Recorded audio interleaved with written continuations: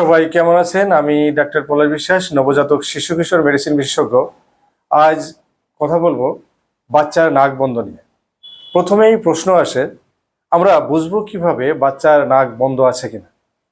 বাচ্চার নাক, যদি নাকের সর্দি আপনি সরাসরি দেখতে পান, বাচ্চার যদি আগে যেরকম খেত এখন খাওয়া কমিয়ে দিয়েছে, বাচ্চা যে সময় নিঃশ্বাস নেয় নিঃশ্বাসের সময় যদি নাকে ফরফর করে শব্দ হয়, কিংবা বাচ্চা ঘুমানোর সময় যদি দেখেন রাত্রেবেলায় বা দিনের বেলায় ঘুমানোর সময় হঠাৎ হঠাৎ করে সে ঘুম ভেঙে যাচ্ছে, জেগে যাচ্ছে, তাহলে আপনি সন্দেহ করতে পারেন বাচ্চার নাক বন্ধ আছে। এরপরই আমার মায়েদের প্রশ্ন আসে যে বাচ্চার নাকটা আসলে ভালোভাবে পরিষ্কার করব কিভাবে? বাচ্চার নাক পরিষ্কার করার জন্য ঘরোয়া পদ্ধতি আছে কিছু। বাজারে কিছু ওষুধও পাওয়া যায়, যেমন নরসল, ছোলো, নজোমিস্ট, বিভিন্ন নামের ড্রপ এবং স্প্রে পাওয়া যায়।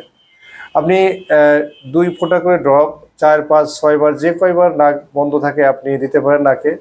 নাকে দেওয়ার পরপরই নাকের এটা যে পরিষ্কার হয়ে গেল ব্যাপারটা তা না। নাকে ড্রপটা দেওয়ার পর আপনাকে 5-7 মিনিট ওয়েট করতে হবে। তারপর নাকে সুতির কাপড় বা রুমাল পেঁচিয়ে নাকে সুড়সুড় দিতে পারেন বা একটু কটন পাড়তে পরিষ্কার করতে পারেন। অনেকে নাক পরিষ্কার করার জন্য ডিজিটাল নেজাল অ্যাসপিরেটর বা বল সেকার বা পেঙ্গুইন সেকার ইউজ করে। তবে সেক্ষেত্রে প্রেশারটা যাতে কম হয় খুব সতর্কতার সাথে ব্যবহার করতে হবে, তা না হলে নাকের যে মিউকাস মেম্বার আছে সেটা ইনজুর হতে পারে। এরপরই প্রশ্ন আসে, আর যদি আপনার ঘরে যদি নরসল, ছোলো এগুলো ড্রপ নাও থেকে থাকে, আপনি একটা কাজ করতে পারেন। আপনার একটা কুসুম গরম পানি, আপনি 1 চামচ কুসুম গরম পানির ভিতরে 1 চিমটি লবণ দিয়ে সেটাকে ভালো করে মিশিয়ে আপনি 2 ফোঁটা করে নাকে দিতে পারেন, বাচ্চার উভয় নাকে।